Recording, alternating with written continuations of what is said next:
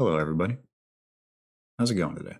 We have an early Let's Watch Film, and we have a solo Let's Watch Film to catch up for the one that we missed.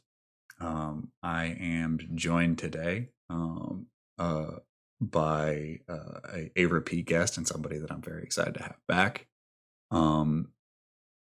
Everybody, please welcome Mr. Jake Rosen, live from what appears to be a G5 jet. How are you doing today? I'm doing great. As you can see, living my best life. I'm happy to be back at school, just enjoying the nice, massive weather. It's a little bit too hot, honestly, every time you go outside. I know our guy Evans out is listening to this, and I think he's probably suffering from the same uh, heat discomfort. Let's just put it that way. But I'm doing great. Yeah, I don't believe you. I don't believe that Wisconsin is hot. This is propaganda. How am I coming through, guys? Am I coming through microphone? Am I coming through on the headphones? Chat, can you help me out with that real quick and let me know how the sound is today? While we wait for that, this has been a little bit delayed. What were your early thoughts on the Sharife Cooper experience in Summer League?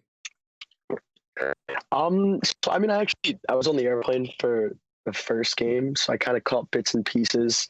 Obviously, people weren't so blown away with. I think you kind of caught like the fork in the road between the people, like the believers and the non-believers. I mean, I remember there's like a Brandon Goodwin tweet where he was basically like, "Come on now, like this is the guy," and I was like, "All right, Brandon Goodwin, like relax." And I think a lot of people were concerned about the inability to score. I think he like aired the three. So I mean, initially like he didn't get off to the best start, and then he kind of started doing Sharife Cooper things, which is every level he's played at. You can't stay in front of him. You can't stop him. He does whatever he wants, whenever he wants. And the only thing that's going to hinder him is his lack of size and the shooting that's starting to coming along a little bit. But Sharife does what Sharife does, and he's going to get in the paint. He's going to bend your defense, and he's going to make you pay with passes that sometimes his summer league teammates just couldn't handle. I didn't think I'd see him play with like worse teammates than Auburn anytime in the near future.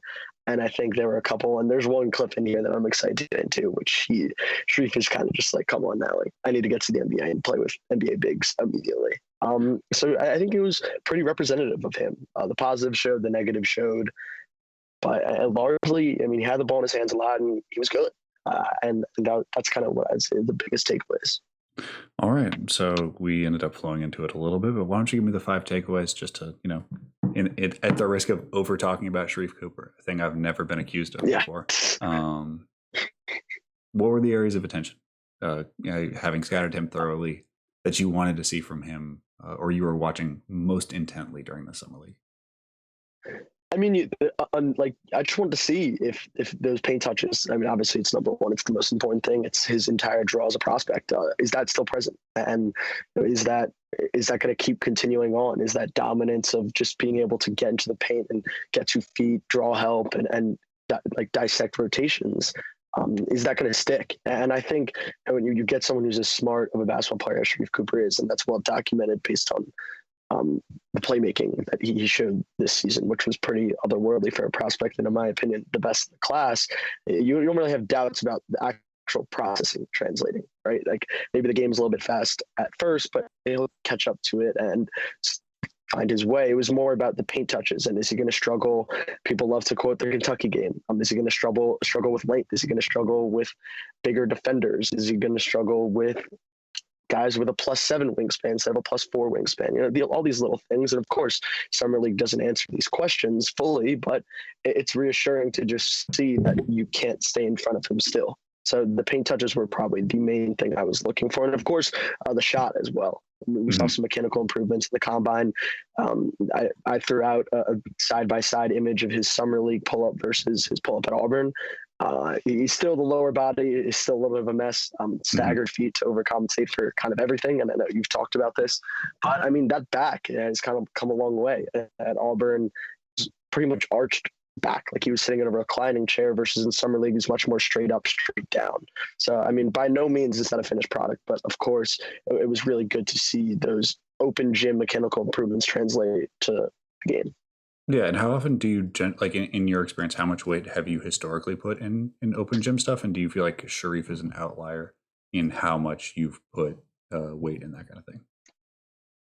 Yeah, I mean, it's always the toughest thing. Like, this is probably the hardest thing for me about still being relatively new to the draft stuff. Like, I've really been doing this seriously for maybe 2.5 years.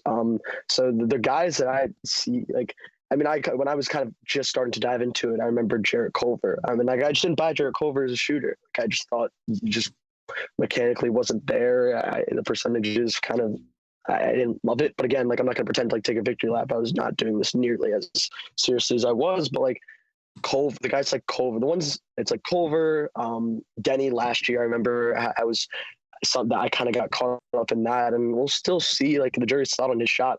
I just do think like these guys, when it's your job, when these guys go train pre-draft, and it's your job. You wake up, you go to the gym every single day. Like, I can't be swayed by you making open gym jumpers. It's not about the makes. It's like, okay, am I going to see real mechanical improvements? And like, that's what I like with Sharife Cooper. Like, if someone is shooting the same way that they're shooting in college in an empty gym and they're making them, like, I'm not going to be swayed by that. That's not moving the needle. Like, and I know James Bouknight has allegedly shot the cover off every ball he's had in a workout, but like, I don't know. I'm just not, that's not moving the needle for me. But the Sharife stuff was a little bit interesting, and it's definitely one of the harder things because I think, and wonderful Jake Lewis mentioned this on our Prep to Pro podcast, that these open gym workouts are just confirmation bias enhancers. And I kind of feel like that's what I'm talking about right now. Like, I didn't buy Culver's shot, so I didn't buy the open gym workout. I want to buy Sharife Cooper's shot, so I'm buying the open gym stuff. And like, yes, there are mechanical differences, but like, I really, it's definitely one of the things that I'm trying to get better at for sure.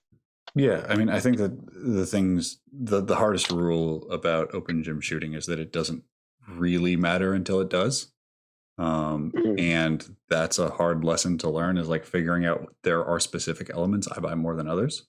So like when things look really clean in workouts for some guys, I will buy it more, which like, of course, does feel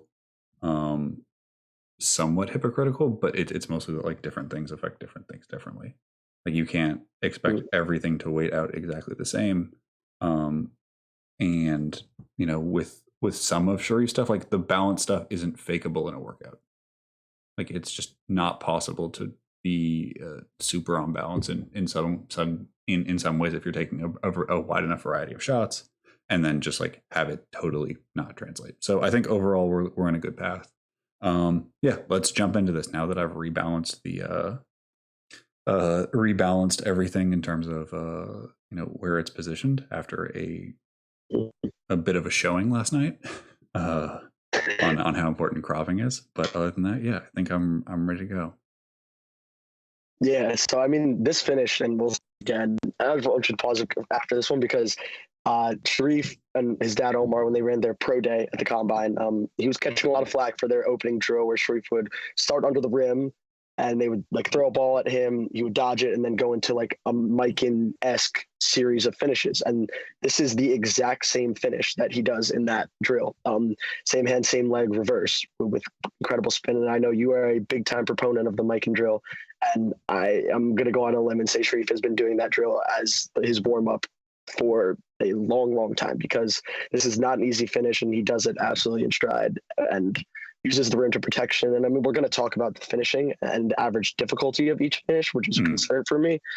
And I think that definitely reared its head in Summer League. And then there are a couple of clips in there that show that. But even this one, it's a make, but it's difficult. You have Paul Reed, Stock's monster. I think that's him tracking him down. And Sharife does a great job of using the tough thing is you kind of like to play this game. Like, could you have finished that any other way? And here, I don't think he could have. And that's both good and bad. It's good that he can get to that. I mean, his bag is that deep and he's that comfortable with different footworks and different spin on the ball and different extensions and knows how to use every little advantage to kind of get him over the edge. But it's also concerning. It's like, hey, we need to do this level of finish to just get a reverse. So I think that's kind of the double-edged sword that you'll see with Sharife's finishing.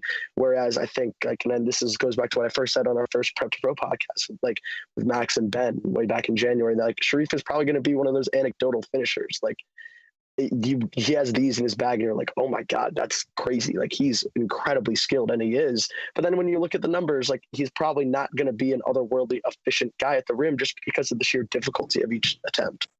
I think that what the reason I liked the Omar Cooper Sharife workout is that like Mikan by itself has limitations. Like I enjoy the Mikan as a good template, but what's really important is that there is an action of an element of reading and adjusting Yes. that isn't like when you have the dexterity that Sharife Cooper has, like a regular Mikan is not an issue. Like when you're a 6, 7, 13-year-old, like, yeah, the miking is going to be a problem. Getting your limbs coordinated, doing the same thing every time, issue. But incorporating new information, adjusting to that information and finding the right finish is why I find that stuff to be so interesting. And that's where a lot of my own drill design and ideas about development come from. I mean, to me, when I look at this, the finish isn't the thing that stands out. It's how he gets to the finish. So Right. Yep. we've talked about it on these streams. We've talked a lot about manner of processing and how different types of creators read defenders. And we finally got into my favorite style, if I'm just putting my own personal biases on the table, which is like the multi-part manipulator. Like he's just staring at this outside defender being like, okay, like, you gonna tag? Are you gonna tag? You gonna help over? You gonna tag? Nope, no tag. Okay, now I can go. And that was all he, like, everything else is window dressing as he's just staring at 5 saying, what's your choice? I have a lot of options. What are you picking? And just forcing multiple decisions to be made before he does anything. And that's the thing that jumps out most with Sharife is that like he just doesn't let people get away with not making decisions. Like he requires every defender to be engaged and to do their assignment. And that's that is a if you are going to be a smaller guard, that is sort of the essential way of operating. Yeah. All right, let's move on to this next one. Yeah, no. What I was just going to say, like with regards to that, and I think it's evident in the playmaking clips that we have later on. Like you said it best. Like he forces everyone to make a decision. He's always probing. That's what I love about him as a playmaker and a finisher. He's always looking for something.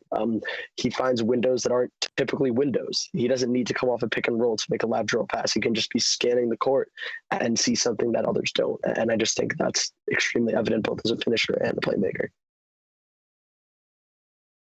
Yeah, we can take it on to this next clip. So yeah, just regular ball screen, I think. Yeah, so this is the one where I said he's going to want to play with NBA bigs soon enough. And again, just master manipulation. Like coming around that ball screen, and like you said, Pete, he's going to force this guy to make a decision. Are you going to jump with me and contest my finish? And if you are, I'm going to drop it off. If not, I don't even know where the window was there, but kind of just baiting their defenders to make a decision. And Tyrese Halliburton kind of it changes the mic around the jump pass, I guess. Jump with a plan. And this is what he does right here. Yep. And again, we don't have a third defender involved, so it's a pretty easy read. Once you manipulate the hands, again, we've talked about hand framing defenders' hands with Evan when he came on. And like Sharife really and truly loves to get somebody leaning one direction or committing one direction and then using his flexibility and quickness to go the other way. Yeah. So this one right here is one of my favorite clips. I think it shows so much that I wanted to see from him. First, the floater, just getting into the like paint and not needing to get all the way into the actual rim. I think the floater is going to be a huge shot from the NBA level, just straying away from those top tier NBA rim protectors, taking the space he can get and leveraging some touch. And then again, like Sharife, yeah, he's small, like he's probably 5'11". I don't even know what he's listed at, but definitely not strong. Yet he just doesn't really get bumped off spots. He knows how to leverage strength and he knows how to get into his defenders. And you see, he'll give him the little, "You're too small for me." And it's really funny. And there's a bunch of clips in here that showcase that he's getting hounded at the point of attack, and it just doesn't matter. He's still going to get to that spot. He's still going to get 2 feet in the paint. And I love the comfort with the floater here rather than trying to force it at the rim with the protector there. Yeah, and you can see that here he when he's crossed over, his eyes are up, and he's reading these 2 defenders because like this could be a lob over top, it could also be a skip, and he's just waiting to see how the defense plays it out. The lob gets taken away, the pass gets truly jumped. Like he thinks that the ball is going to come out, and then it's like, okay, I'll take the option that's available to me, just sit in the paint for this little floater. That's going to be a huge inflection point for how efficient his offenses are, or his offenses year to year and game to game, month to month. But the general process with which he arrives at his decisions is broadly like as encouraging as you'll find for a smaller point guard, and like what is precisely necessary for smaller point guards.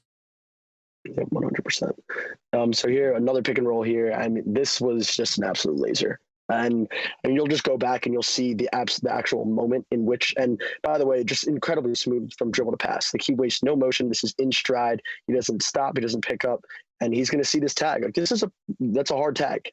They're all the way under the rim, but it just doesn't matter. Yeah, it could Maxi have X'd out, and it would have been a wide open jumper theoretically, yes, but that's on a frozen rope right into the shooting pocket. That's an open corner three every single time, and like he just didn't. The thing that really stood out to me, and I put this in comparison with the clip from Maxi, who is growing as a playmaker but still has his limitations. The difference was Maxi had to pick up his dribble and he didn't put it on the first rope. He didn't put it in the shooter's pocket, which resulted in a closeout, which Aaron Henry had to attack and make a decision. This, it's in stride, it's in rhythm, it's on a rope, and it's in the pocket. Just the accuracy, the velocity, and the way he gets there are sometimes just as important as the process, and he checks all boxes on this one. Yeah.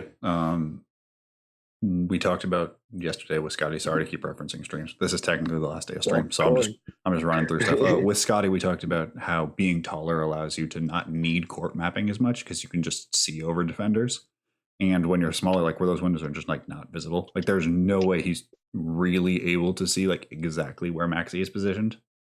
In a way that like if he were 6'7" or 6'8" or 6'9" or 6'6" or whatever Scotty Barnes actually is. Is, would be able to. So it's really important for him to have like excellent court mapping, and he fits this through a really tiny window. And this is, yes, you're like, it's a summer league tiny window, but like the high person is Maxi and the bottom person is Rajon Tucker, who's probably the best non-Jalen Green run and jump athlete and big space athlete at this event. Yeah, and I mean, you'll see, I think it's paused at the exact moment that he throws the pass. You just rewind it like just a split second because I want to show where Jalen was when he makes this pass. That's what makes Sharife Cooper special is Jalen hasn't even started his roll yet, really. He's taken 2 steps out of the break, and he sees Rajon sliding all the way over. Sharife is making this pass, anticipating the tag with Jalen, which he's completely right. But he's just thinking and anticipating these things on the fly. Like you said, when you're 5'11", you need court mapping to the fullest extent, and he has it right here. Jalen he literally just got out of the screen and is starting to dive towards the rim, and it doesn't even matter for Sharife. He knows what's going to happen in the next split second, and he acts on it timely. And the other reason you have to make this decision early is that the lower you go with a specific skip pass, the flatter the angle is, the easier the X out is. So like this is sort of the moment where you do have to make a decision. Yes, it's early, but like if you take another step, that is an easier angle for Rajon to get. It's an easier angle for, if he gets through Rajon, for Maxi to X out and the defense to nullify the create. Like, so this is exactly where it has to be, because any lower and you're risking a play where you're kind of throwing away advantage or you kind of have a 50-50 ball where it's like, it's either going to be an assist or you're going to get pulled for throwing a pick six. Yep. And we've been there, both. We've all been there before. Yeah. Yeah. My scouting report's that public now. Okay. Yeah. Also, like, he misses some. We're gonna see that there has been some fretting about the turnovers, which like is normal when you have guys who throw 6 turnovers in multiple games. Assist to turnover is only as valuable as how much you trust the assists, and we've already seen in this one like 2, I would say, very open, like 2 proper passes that I would say are good bets to be knocked down by the NBA players in that position get punted. So again, ATO has specific flaws, especially in a summer league setting with summer league replacement level players. But yeah, I don't really care about the turnovers. I also like just generally for younger creators, if they're good turnovers, then it's good turnovers.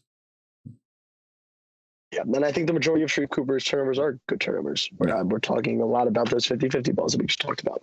And then this one here, it showcases a bunch of things we talked about on the points of emphasis. Just easy, beating them easy. Oh, you want to come out and guard me at half court? Okay, I'll make you pay for that. Just a simple blow by, 2 feet in the paint. And then again, the finishing craft, going off of 2, using that offhand extension, leveraging that with the shoulder, just all these subtle things. And again, just another finish. Just everything's below the rim, but he's able to contort his body. It's against Jaden Springer. Really difficult finish.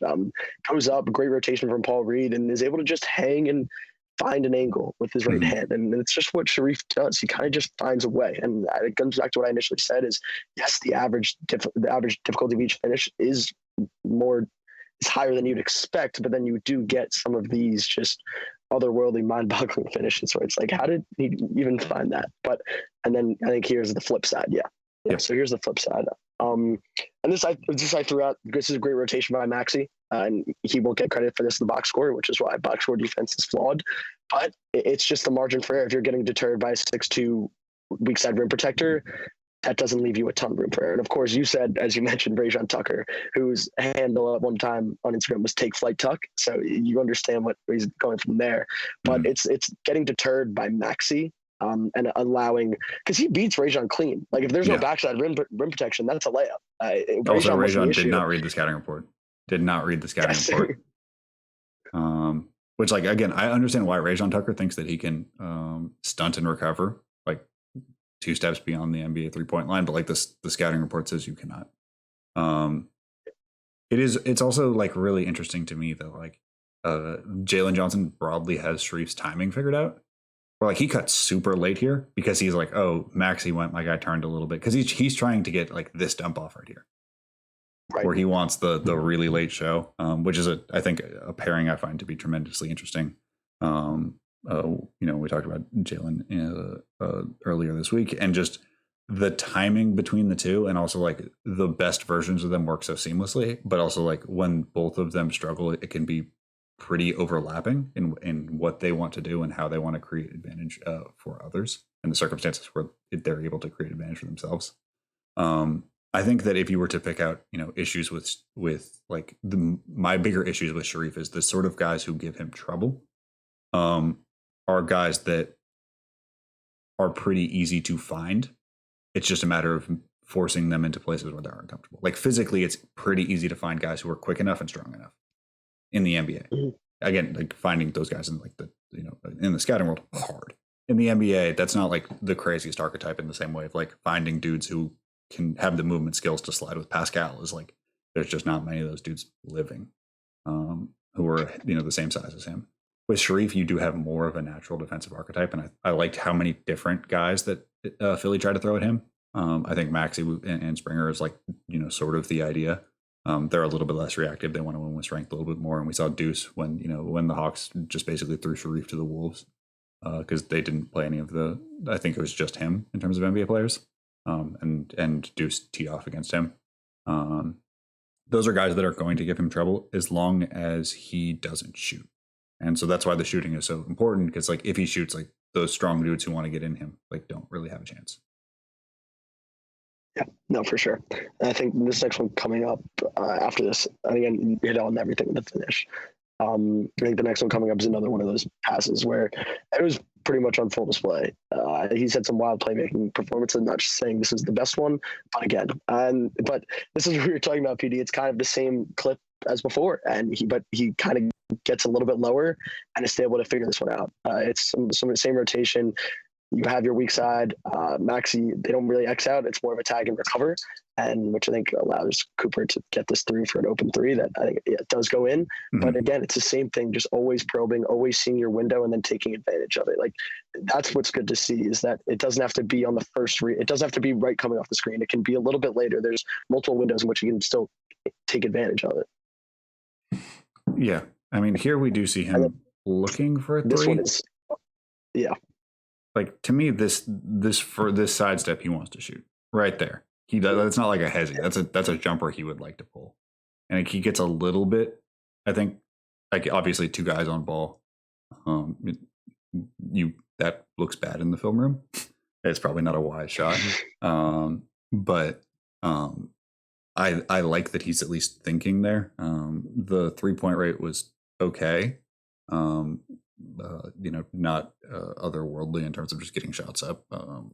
But he never felt super hesitant, except for in that Knicks game where they were kind of depending on him to have 90% of decisions made. But I think overall, I liked his approach in terms of using his gravity and trying to keep defenders accountable, especially when they were attempting to get into his body, which like Philly made a big point of emphasis for basically everybody who guarded him. Yeah, and I love how we both nerd out on the simple nuances of what players are and aren't looking to do in terms of changing their approach. Like, yeah, I got excited about that one too. It was kind of like when Anthony Edwards had that wild poster dunk, and I was like, "Yeah, the poster's awesome. Like, I know he could do that." My favorite part was that he actually did the sidestep three, saw a lane, and was like, "Oh no, I'm actually not going to take the shot I've been taking since I was 16. I'm going to get downhill and go to the rim and put you on a poster." Like, that was the best part of that dunk to me, and same similar thing there. But if you go back to, could you go back to the pass for a second Yeah. on that one? Because like the pass itself, this isn't a difficult pass. I mean, it's just this regular pocket pass on the move. It's just you don't really see guys just consistently probing like that. That's not Mhm. really a pass that is unorthodox. Like it's coming off a broken play. The defense is kind of scrambled, but he always just has his head up and he's always looking to make a play. Just again, getting into the paint, having the ability to just drop it off like that with your off 10. That's not that it's not common. So while this pass itself is nothing to really rave about, it's more of the process and consistency in which he can bend these defenses. Yeah, and then this one to me is, I would say, one of the areas I was most disappointed in him, in that he didn't get fouled. He had like a We have 11 free throw rate. 11 free throw rate. He had like a 55 free throw rate in the SEC. Yeah. And I don't know if cause for concern is the right word, but I just thought that he was going to use his craft much more effectively to get fouled, even on like stuff like this, where like somebody reaches, like slide your arms underneath and go up, like make them enforce the rule changes. Like, sure, they say you can't do that anymore, but like, do they mean it? I wanted to see more grifting. I wanted to see more exploration of ref bait and trying to figure out just needing to live at the line. And it was fine. Like he did a solid job finishing. He was throwing his body and stuff. I didn't think there was an approach change. It just wasn't the same. Like, I am going to get 20 free throws, or I will, as many guards as you give me, I will try to foul every single one of them out. Mentality that I thought that we got from him in college. I don't think that was there. I don't want to say that's like the running a new offense or being overwhelmed or whatever. But like there was that was an element that was missing from his game. That was a huge factor in why I was so excited about him. Yeah, and I'm not going to say Sharife didn't get like he never got pinned in college because he absolutely did. But I think this play is a prime example of what we were seeing from him. He gets a step on Maxi there. He attacks his top foot in stride. Gets a little step and Maxi's on his hip. There's absolutely an opportunity to lean in. You think also maybe he could take one more extra step to. Yep. Like he went off. It was a goofy leg finish. I think you maybe get one extra step there, which allows him to really shield off Maxi and get past the help defender. You kind of see the help defender deter the shot a little bit, which gives Maxi the chance to just come back down and pin it again. But these are super nitpicks, but your margin for error is super, super slim. So you got to just be on your P's and Q's on every little thing when you're 5'11" trying to finish in the NBA. It's not just that this is the theory of him being a very positive NBA player. It's also that this was his calling card. Was that like he was always the guy who like found a way to escape from two dudes pushing him towards a coffin corner. Like he was always slithery, and this is the first time that I felt like his dribble pickups, his step stealing like didn't show up as much. Every other circumstance I've seen him in, going back to like playing like 16U or being a sophomore in high school, that craft level has always been above the level that was needed. And there were times where I'm like, oh, this has to be repped out. And I've never really had that with him before. Where I was like, oh, he didn't have this solution. Like this was not the right solution. It's not even that like it went poorly or like Maxi was in a place he didn't think he was. He just doesn't seal. He lets Maxi get back in his play, and he has a step to burn, which is like a thing he never does. He never like half crafts. Usually this would be an inside hand on the reverse side, or slowing down to get fouled. Yep. But these are the things that like we've seen from him, and this is like this is what Sharife Cooper sped up looks like. He still gets 2 feet in the paint. He still gets by Maxi, who's who you would say is like the prototype for dudes who would give him trouble. Still, living at the cup, but does that matter if you're putting yourself in a situation where 2 defenders are able to defend you and snuff it out? Yeah, 100%. Just to me, like that looks like an extension finish on the other side of the rim in college. Maybe I'm being too harsh, but I think we're kind of both. That should have been a late Euro and inside hand. Yep, 100%.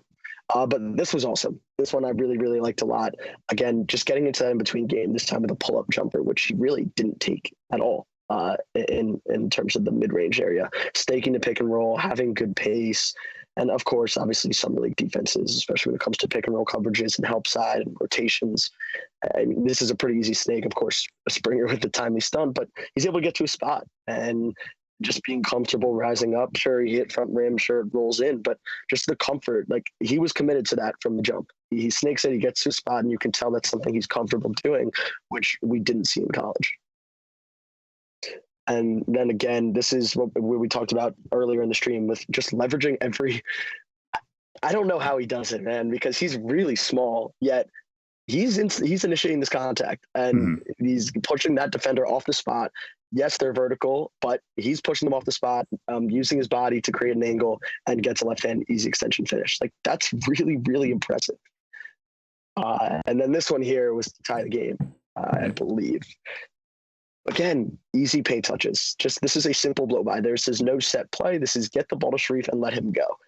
And this is Tyrese Maxey, like a good defender. And we know, sure, maybe Maxey is like a more specialized team defender. I don't know. Like Tyrese Maxey is a good guard defender. And this is a clean, easy blow by. And again, like it's just tough because this is a difficult finish. Again, when he does, it's such an easy drive. And yeah, Maxey's there, but that's an easy drive. That is straight line, no deterrence, no turning, no counters, no anything. That is a straight line drive from half court. Okay, I will say that there is 2 counters in here, but they're at the very end.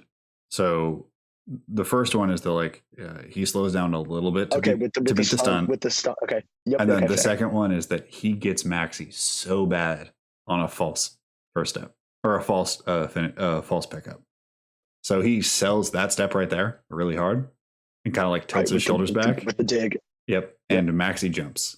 And then he takes another 2 steps, and then he hangs, and then and then Maxey's all over, like literally jumping into him. So Maxey, even if he wants to, can't put his arms out because if he does, automatic foul. So Maxey's just like, okay, I gotta just like reach out, I guess, and then finishes through. Yeah, that's the kind of stuff. No, you're absolutely right. That's the kind of stuff that we saw in college, and this is like what I would say is normal stuff from him. But there were times in this game where he wasn't able to access that, and I'm really curious to see how that plays out in the future.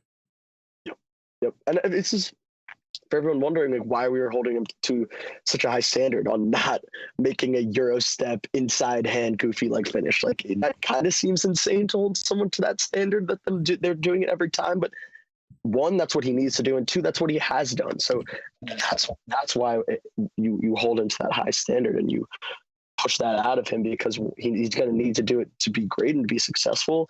But also, like you said, PD, this is what we've seen since he was a sophomore at City of Palms. It's just what he's done. Yeah, it's also like needed. Like his pathway centers on him being excellent in the areas that he has been excellent previous. There's not like he's not a guy like Jalen Johnson, Scotty Barnes. He is more similar to like Bones Highland, where it's like, no, you have to be extraordinarily good at the things you got here, or else this kind of doesn't work. So it is nitpicky because like this archetype is sort of flying a needle, or it is flying a piece of string through a needle from distance. Like, there's not really any other way to say it. Is like this is an extremely low odds archetype that most guys don't make it. So you have to have every single solution. Again, like the list of guys who are about his like dimensions, who were extraordinary, like starting point guards on top 3, top 4 seeds in the past like 20 years is pretty sparse. And he's not doing that as like, oh, I'm going to be the 5th guy. It's like, no, the engine being Sharife Cooper, because that's also kind of the deal here. He's not a guy who scales downwards. You can do it, but it's like you really have a specific team, and like the dude in front of him has to be just awesome. It can't be like a 1A 1B type situation because he's just going to be like, yeah, give me the ball, we'll figure it out later.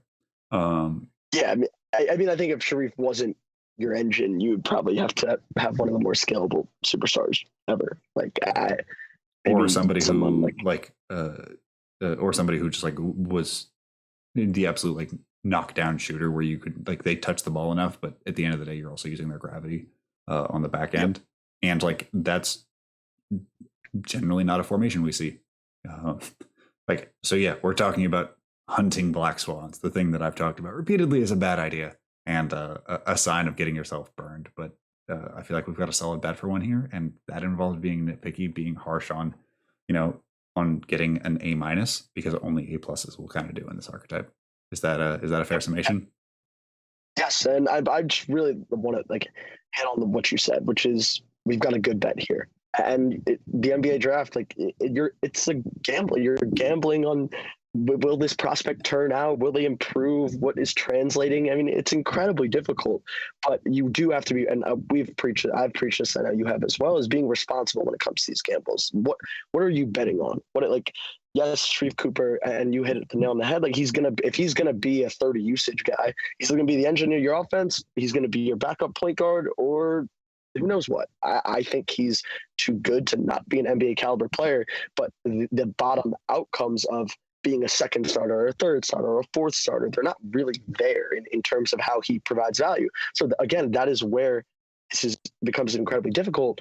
But we're also talking about a prospect who has pretty much as good of a case, in my opinion, as this nuclear small engine. He's done it at every single level. He's torched defenses with his process, his skill, his craft. At every single level, there's just not really been a solution for him. So yes, while there isn't a long list of 5'11" small guards who succeed in the NBA level, I don't want to let that deter me from the sample that I was given, which was an incredibly good and exciting one. Yeah, I mean, and I feel like that's a good place to go. His development over the next year is going to be fascinating.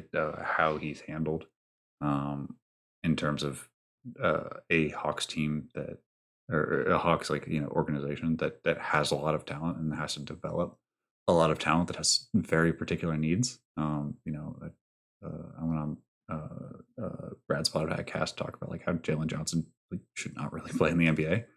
Except in 4-minute stretches. People are like, what do you mean? It's well, yeah, he's a top 5, he's probably a top 5 talent, but he's behind in games, and you need to play minutes. It's not 4 minutes to 8 minutes a game for a good team. Isn't really how people develop generally if they've lost games. Similar to what we've seen with Wiseman and Poku, and it's you have to force feed them minutes and at the whatever level you can get them. So yeah, with Jalen down there, with Skylar Mays potentially, or probably most likely down there, with Sharife down there. I guess me and you were tuning into a lot of Skyhawks games. Yes, cannot wait for.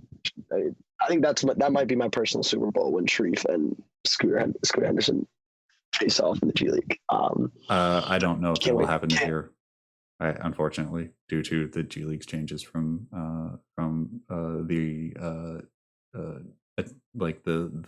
the bubble idea that was never their original plan back to the original plan of barnstorming. I do not think they'll be doing any kind of G League type things this year. At least that's my understanding. Interesting. Yeah, I'm sorry to take your Super Bowl and run it back. All right, we'll just have to wait till the 2025 NBA. Let's get it. It's on the calendar. They're both starting point guards. All right. Well, it seems like thank you. Well, plug it. Everything you got. Yes. Okay. So it's a good segue considering we just talked about paint touches for I think 35-40 minutes. I am in the middle of writing about a philosophy piece on the value of paint touches, featuring some of the NBA's best creators. There's clips from SGA, some Luka clips, threw a Levine one there this morning, some guys like Schroeder, Fox, really just talking about why it's so valuable and why it's kind of necessary from an NBA offensive production standpoint, having guys that can break down defense. And obviously I don't want to get too deep into the weeds, but I'm having a ton of fun with it. And that should be out on the Stepien within the next week, hopefully. I don't have class, so I should probably be holding myself accountable, but trying to enjoy the weather and enjoy time with some friends before school starts. But yeah, the value of paint touches should be out on the Stepien soon, so be on the lookout for that. And other than that, I'm watching high school games, watching IBL. Follow me on Twitter at Jake in the Paint. Engage with clips, DMs, whatever, and of course subscribe to PD's YouTube, Twitch. Keep in touch, keep in tune with all his content. Just absolute blessing for the basketball Twitter world, and I was incredibly excited to come talk Sharife and be part of this summer league stream. Well, thank you very much. Thank you for getting this done. We had to make some accommodations, but we got there. Yes. All right. Have a wonderful one, and this will be up shortly. All right, guys. I will talk to everybody else at 7:30 when we knock out the other 3 for today, including Zaire Williams. All right. Talk to you then.